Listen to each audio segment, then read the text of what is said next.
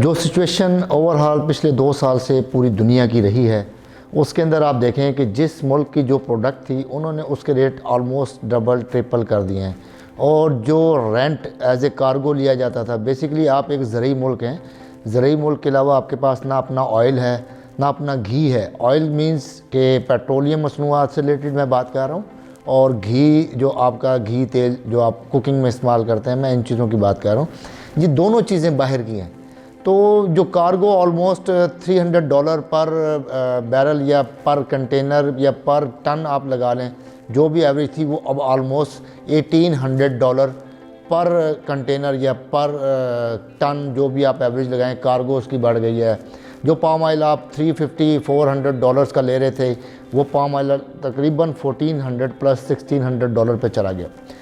आप लोगों ने हमारे जो गुज़िश्ता हुक्मरान थे उन्होंने एक गलती की कि पाकिस्तान का जो तेल खाने का कुकिंग ऑयल था वो आपकी ज़रूरत का 40 से 45% पूरा करता था।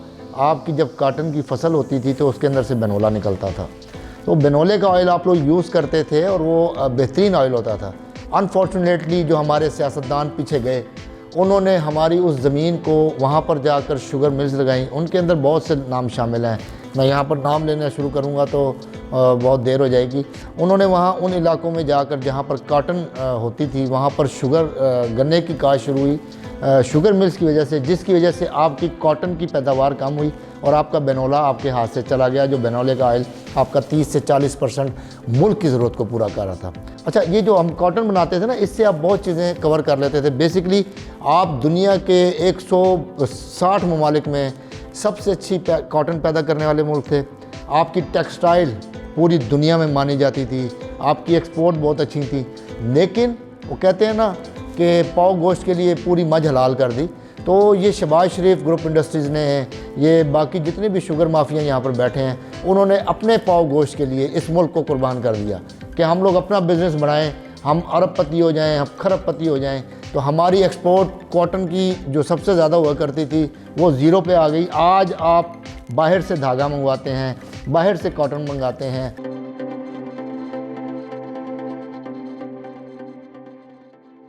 पेट्रोल की प्राइसेस पूरी दुनिया में बढ़ी हैं।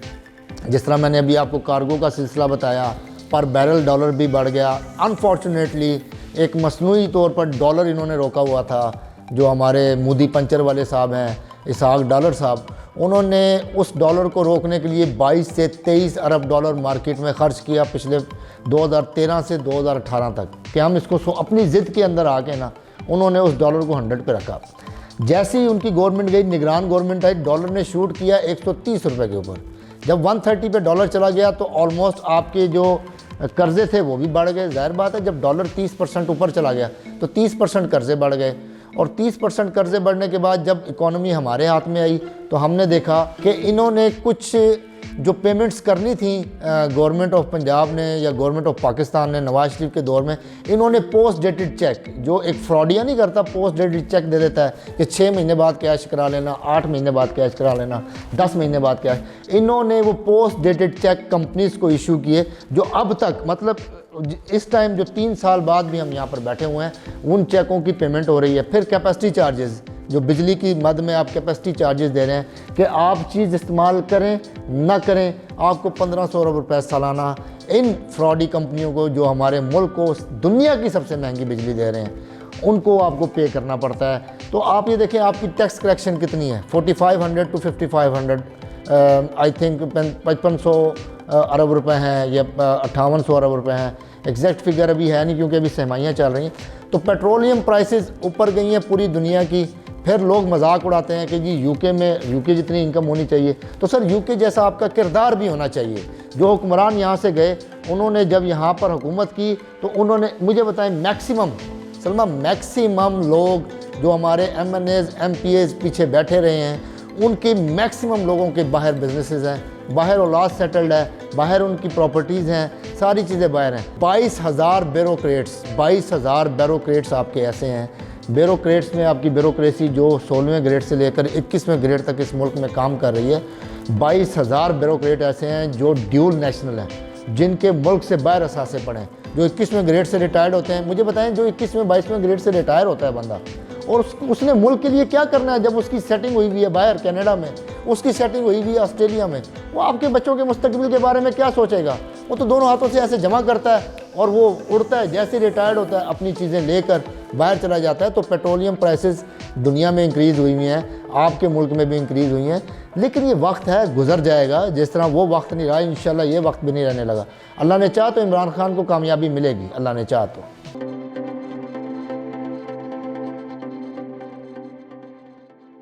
देखिए, बेसिकली ये सारा दारोमदार है आपकी बेहिसी पर। मुल्क के हालात क्या चल रहे हैं, आपको पार्टिसिपेशन करनी चाहिए। आपने इस मुल्क में रहकर पेट्रोल पंप बनाए हैं, आपने इस मुल्क में रहकर अपने बंगले कोठियाँ बनाई हैं, इस मुल्क में रहकर इसी पेट्रोल से आपने कमाया, इसी मुल्क ने आपको लाइसेंस दिया है। तो जब घर के ऊपर बुरा वक्त आता है तो जो घर के अंदर स्ट्रॉन्ग पोजीशन में होते हैं वो घर का साथ देते हैं। तो इन्होंने इंतहाई बेहिसी दिखाई, फर्स्ट ऑफ ऑल।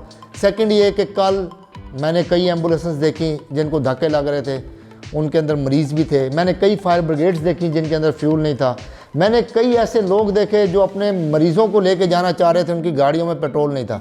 ये एक क्रिमिनल एक्टिविटी थी हड़ताल करना। आप लोगों ने मुतालबात करने हैं, आप मुतालबात आएँ, बैठें टेबल पे बैठें, बात करें, हमारा मुनाफा बढ़ाएं। जब आप देख रहे हैं ओवरऑल मुल्क नीचे है, ओवरऑल मुल्क में बिज़नेस की पोजीशन कोई इतनी अच्छी नहीं जा रही, इंटरनल एक्सटर्नल एक्सपोर्ट आपकी माशाल्लाह बहुत अच्छी जा रही है, लेकिन क्योंकि आप एक मकरूज़ मुल्क हैं इसलिए जो आप कमाते हैं उसका 90% नहीं बल्कि मैं कहता हूँ 100% आपको बाहर सूद की मद में देना पड़ता है, कैपेसिटी चार्जेस की मद में देना पड़ता है।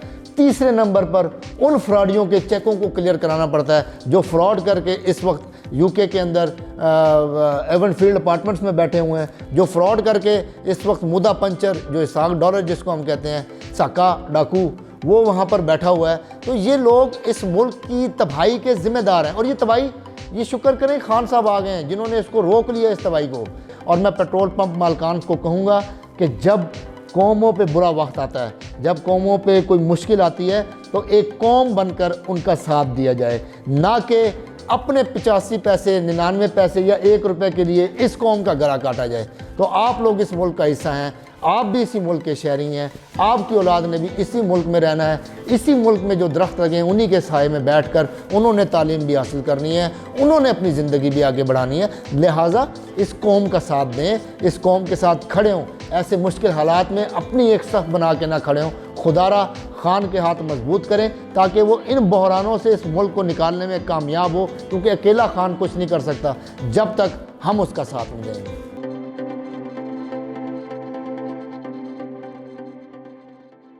कहते हैं कर्ज़े हमारे इतने बढ़ गए हैं कि कर्ज़े हमारे जनाब 20 खरब रुपए जो है ना इसने इमरान खान ने। और खुदा के बंदो, आप लोग बैठ के पढ़े लिखों वाली बात किया करो।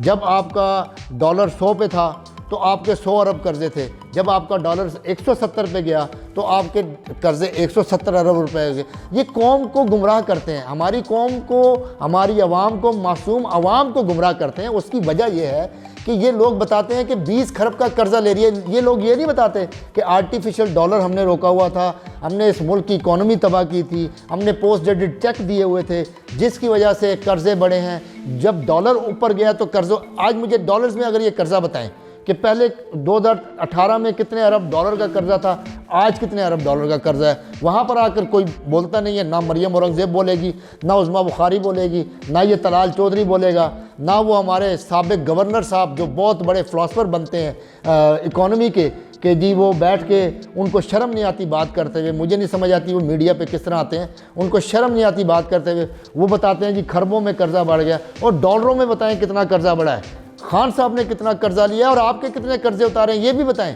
जो आपने कर्जे लिए थे उनकी क्या पोजीशन थी, वो किस शर्तों पर आपने लिए हुए थे। ये कैपेसिटी चार्जेस दिन ब दिन जो बढ़ रहे हैं, ये किसने एग्रीमेंट किए हैं? यही बद किरदार लोग थे जिन्होंने इस कौम के पैसे को बड़ी बेदर्दी से इस्तेमाल किया, बड़ी ही बेदर्दी से इस्तेमाल किया। इनका एहतसाब होना चाहिए और इंशाअल्लाह खान साहब इनका एहतसाब करेंगे। जब कौमों पे कोई मुश्किल आती है तो एक कौम बनकर उनका साथ दिया जाए, ना कि अपने 85 पैसे 99 पैसे या 1 रुपए के लिए इस कौम का गला काटा जाए।